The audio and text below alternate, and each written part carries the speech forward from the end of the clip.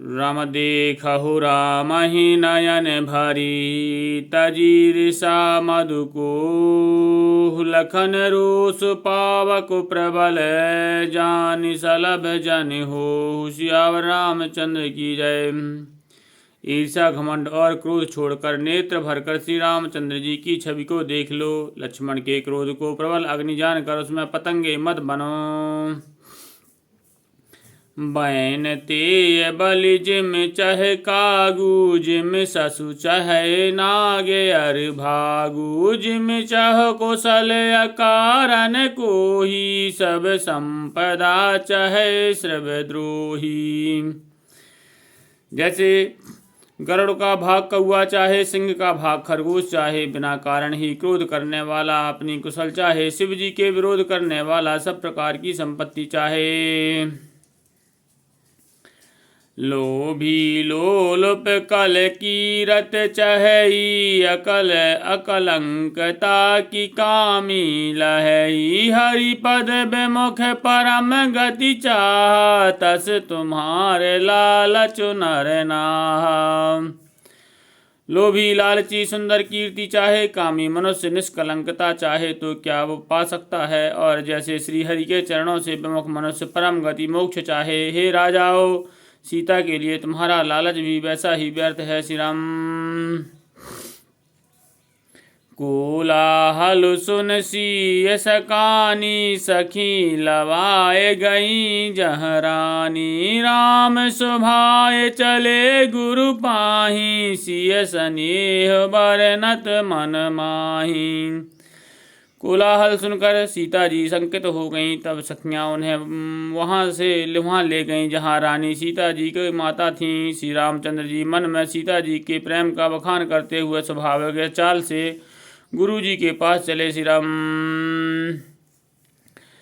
रान ही सहत सोच बस सिया विधों विधहि काहे करनिया। भूप बचन सुनित उत तकहि लखन राम डर बोल न सकहि।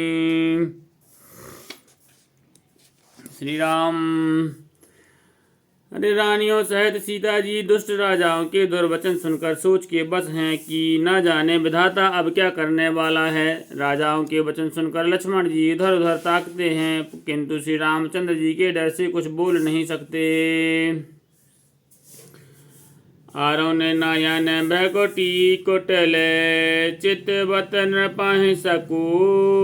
मनहु मत गज गण निरखे सिंह किशोर ही चोप। सियावर रामचंद्र की जय। उनके नेत्र लाल और भौहें टेढ़ी हो गईं और वे क्रोध से राजाओं की ओर देखने लगे, मानो मतवाले हाथियों का झुंड देखकर सिंह के बच्चे को जोश आ गया हो। श्री राम। अरे खर भरु देखि बिकल पुर नारी सब मिली देहि मही पहंगारी। तहि अवसर सुनि शिव धनु भंगाया यहु भृग कुल कमल पतंगा। खलबली देखकर जनकपुर की स्त्रियां व्याकुल हो गईं। वे सब मिलकर राजाओं को गाली देने लगीं। उसी मौके पर शिव जी के धनुष का टूटना सुनकर भृगकुल रूपी कमल के सूर्य परशुराम जी आए। श्री राम। देखी महीप सकल सकुचाने बाज झपट जनु लवा लुकाने। गौरी शरीर भूति भल भ्राजा भाल विशाल त्रिपुंड विराजा। इन्हें देखकर सब राजा सकुचा गए, मानो बाज के झपटने पर बटीर लोग छिप गए हों। गोरे शरीर पर विभूति भस्म बड़ी फब रही है और विशाल ललाट पर त्रिपुंड विशेष शोभा दे रहा है। श्री राम। शीस जटा शशि बदन सुहावा ऋषि बस कछुक अरुण हुई आवा। भ्रकुटी कुटिल नयन रिस राते सहजहूँ चितवत मनहु रिसाते। सिर पर जटा है, सुंदर मुख चंद्र क्रोध के कारण कुछ लाल हो आया है। भौहें टेढ़ी हैं और आंखें क्रोध से लाल हैं। सहज ही देखते हैं तो भी ऐसा जान पड़ता है मानो क्रोध करके देख रहे हों। श्री राम। वृषभ कंद और बाहु विशाला, चारु जनेऊ माल मृग छाला। कटि मुनि बसन तून दुई बांधे, धनुषर कर कुठारु कल कांधे।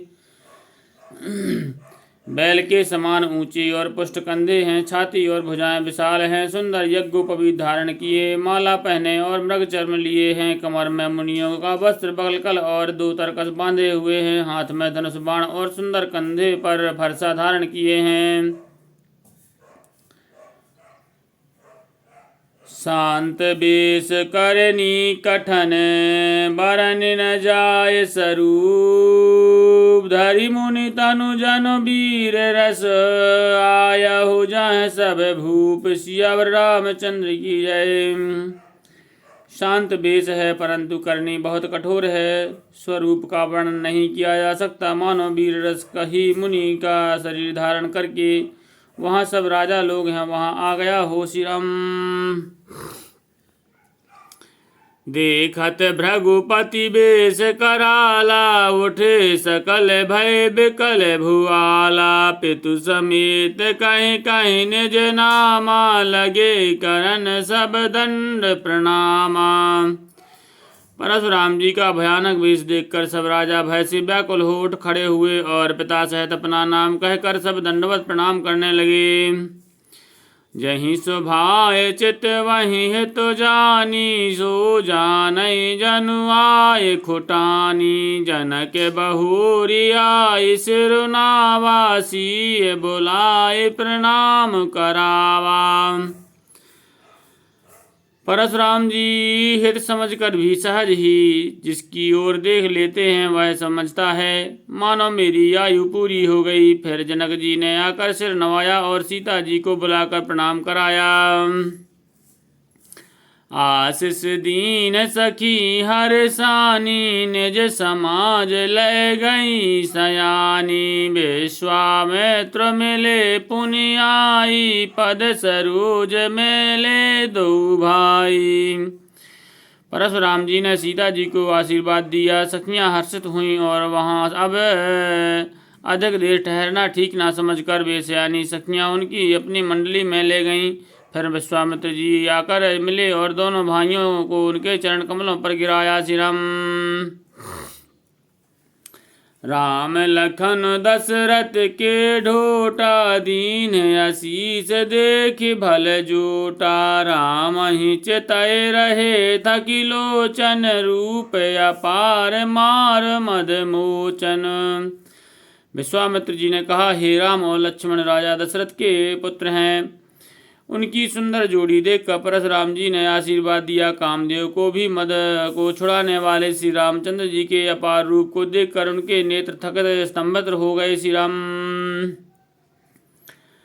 बाहुरी बेलो की बेदेह सन, काहु काहे अति भीर। पूछत जान अजान जिमें, व्याप्यो कोप शरीर। सियावर रामचंद्र की जय।